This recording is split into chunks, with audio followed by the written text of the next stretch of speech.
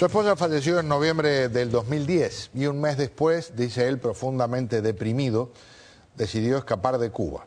Y no se disfrazó de mujer ni apareció en avión, dice que llegó en una lancha a Estados Unidos y por supuesto eso significó su ruptura con el régimen, aunque en las conversaciones que tuvo con la colega con la que conversaremos de inmediato no manifiesta por lo menos nada drástico en términos de sus opiniones sobre el gobierno cubano. Es un gusto darle la bienvenida a Ileana Labastida Rodríguez, bienvenida. Muchas gracias, Pedro. Un gusto estar aquí en tu programa y compartir con ustedes esta experiencia. Un golpe espectacular para el Diario de las Américas. Pedro Álvarez rompe su silencio, funcionario de comercio exterior, tal vez el funcionario de la dictadura cubana con lazos más estrechos con empresarios y con políticos estadounidenses, y el hombre que ayudó a que se hicieran negocios de cientos y cientos de millones de dólares, miles de millones a lo largo de los años. Primero cuéntanos, si se puede, cómo consigues la entrevista de la que estaba todo el mundo detrás.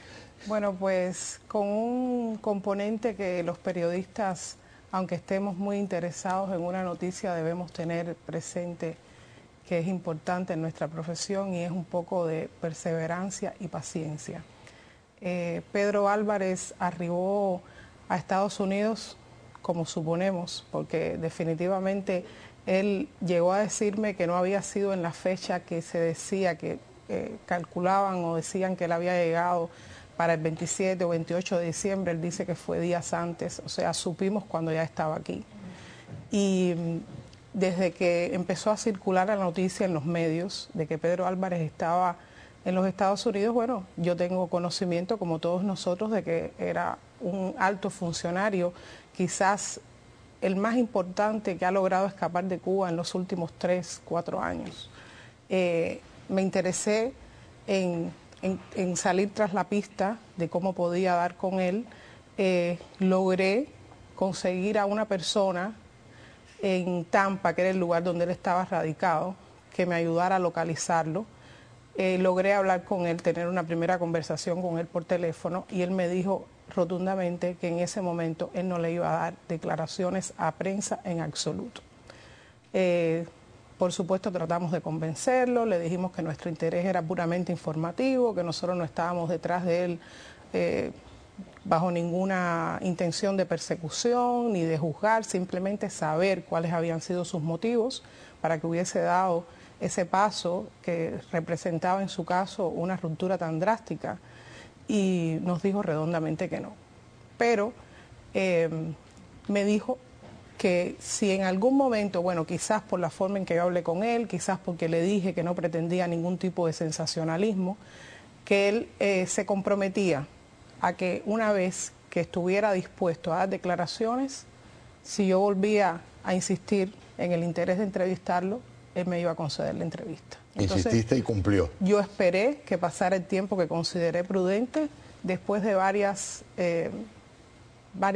noticias, varios reportes que se continuaron publicando sobre él, que consideré que le podían haber despertado interés en quizás hacer algún tipo de aclaración. Pues volví a llamarlo y entonces aceptó, me dijo que no me recibía para nada en el lugar donde vivía porque él no quería prensa asediando su medio íntimo, su casa, su vida privada, pero que si yo escogía un lugar en Tampa donde no fuese asediado por nadie más, pues él me concedía la entrevista, y así lo hicimos.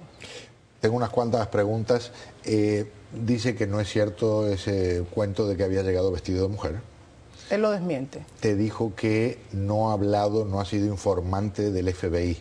No. El FBI lo contactó, según él, un par de veces, inmediatamente después que llegó, por las razones que casi todos nosotros quisimos dar con él y quisimos entrevistarlo. Todo el mundo considera, y es obvio, que una persona que haya tenido su rango, que haya tenido la cercanía que tuvo con la más alta dirección del régimen cubano, y que logró, a pesar de la ley de embargo, conseguir que entre Cuba y Estados Unidos hiciesen negociaciones de miles, cientos de miles de millones de dólares durante casi una década, lo consiguió. Para todo el mundo es obvio que él debe tener información importante, pero por lo menos hasta donde sabemos, según lo que él dijo, en esas entrevistas con el FBI, él le dijo que los conocimientos de la información que él traía eran asuntos que constituían récord público porque era referente solamente a temas económicos y que como esa fue la respuesta que les dio en las 2 ocasiones que lo contactaron, pues simplemente no lo volvieron a molestar, según él nos dijo. Y te dijo que si hay secretos, conmigo se irán. Sí, esa fue la parte de la entrevista que para todos constituye, es un enigma, pero a la vez dice más que todo el resto de las cosas que él, que logramos que él nos dijera, porque realmente él es una persona, para nadie es un secreto, es una persona inteligente, es una persona muy cautelosa. Él escucha, analiza, evalúa lo que uno le está preguntando, aunque le hagamos la pregunta de una manera y después se la repitamos de otra, él entiende cuál es la intención y él contesta lo que le interesa, claro, que se escuche.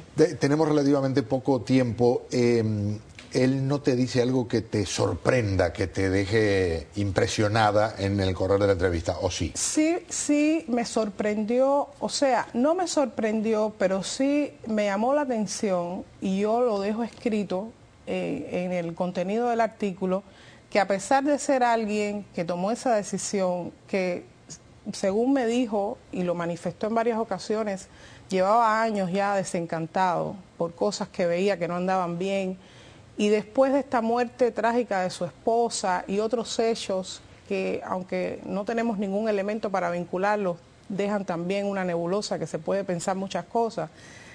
En ningún momento lo que más me llamó la atención es que él se lanza con apelativos que pudieran hacer ver que él es una persona que está de verdad, ideológicamente divorciado de ese sistema con el que él decidió romper. Eso es lo que más me llamó la atención. Te agradezco profundamente que compartas un poco las intimidades de esta entrevista y felicitaciones. Muchas gracias. Ileana Labastida, nuestra colega del diario Las Américas, con una victoria espectacular en el territorio de lo que son las entrevistas más buscadas aquí.